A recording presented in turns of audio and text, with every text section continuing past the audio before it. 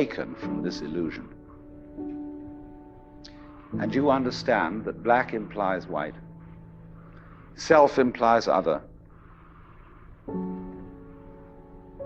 life implies death, or shall I say, death implies life.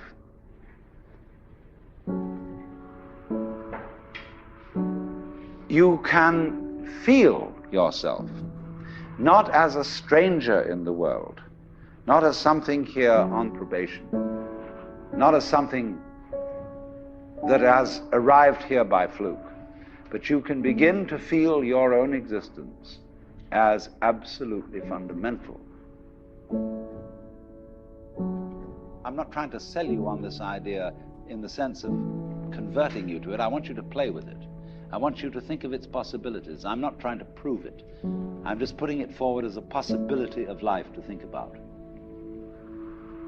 So then, let's suppose that you were able every night to dream any dream you wanted to dream. And that you could, for example, have the power within one night to dream 75 years of time, or any length of time you wanted to have. And you would naturally, as you began on this adventure of dreams, you would fulfill all your wishes.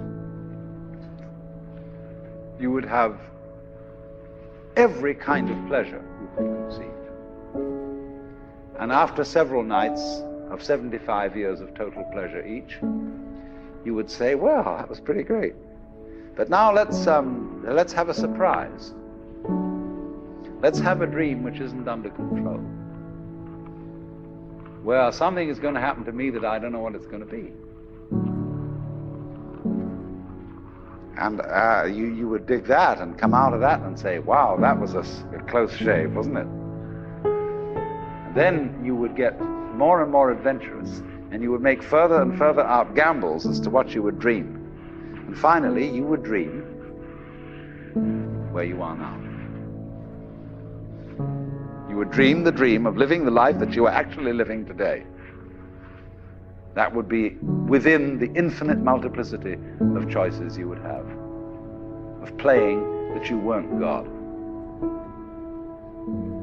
Because the whole nature of the Godhead, according to this idea, is to play that he's not. So in this idea then, everybody is fundamentally the ultimate reality. Not God in a politically kingly sense, but God in the sense of being the self, the deep down basic whatever there is. And you're all that, only you're pretending you're not.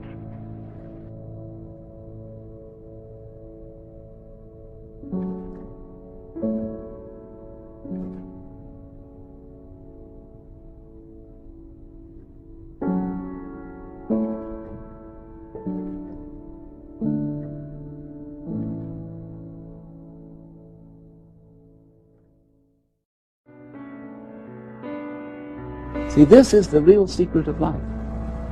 To be completely engaged with what you're doing in the here and now. The future is a concept. It doesn't exist.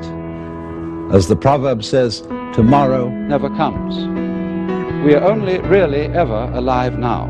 Bring in your mind to the state of reality. Now. There is no such thing as tomorrow. There is no past and there is no future. There never will be. And we get distracted from living fully now by having our eye on the future. The point of life is always arrived at in the immediate moment. I don't know what could be more realistic than this, what could be more fundamentally facing the hard facts of life. There is just now. Now. Time is always now.